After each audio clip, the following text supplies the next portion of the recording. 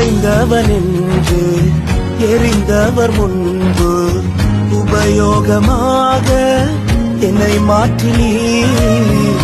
உங்களின் அன்பு உருவாக்கும் என்று என்னையும் நிறுத்தி விளங்க செய்தீர். கிருபையை ருசித்து பாட வைத்து இந்த தயவை ருசித்து துதிக்க வைத்தீர். கிருபையை ருசித்து பாட வைத்து இந்த தயவை ருசித்து துதிக்க வைத்தீர். இயேசுவே, உம் அன்பை நான் என்ன சொல்வேன்?